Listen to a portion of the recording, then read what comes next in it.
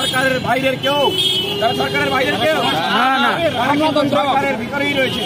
তার মানে এই সরকার যারা শেখ হাসিনাকে পালিয়ে যেতে দিয়েছে, যারা ক্যান্টনমেন্টে 26 জনকে আশ্রয় দিয়েছে, যারা ওবায়দুল কাদেরকে আশ্রয় দিয়েছে, যারা এখনো যেই ব্যবসায়ীরা বলেছিল জীবনেও শেখ হাসিনার সাথে আছি, মরণেও শেখ হাসিনার সাথে আছি, সেই ব্যবসায়ীদেরকে যারা এখনো আশ্রয় দিচ্ছে, প্রশ্রয় দিচ্ছে, তারাই এগুলো করছে।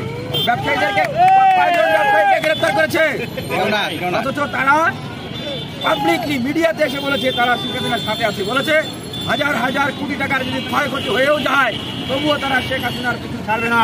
শেখ হাসিনাকে তারা জানমাল দিয়ে সহযোগিতা করবে, গণহত্যায় তারা সহযোগিতা, অন রেকর্ড তারা অপরাধী, তারা এই গণহত্যা অন দ্য রেকর্ড, তাদের নিজের জবানিতে তারা গণহত্যাকারী। তাহলে এই যে হাজার হাজার লক্ষ লক্ষ কোটি টাকা যারা মেরে বিদেশে পাচার করছে, এই ব্যবসায়ীরা প্রমাণিত দুর্নীতিবাজরা, গণহত্যাকারীরা, তাদেরকে এই সরকার কেন গ্রেফতার করতে পারতেছে না?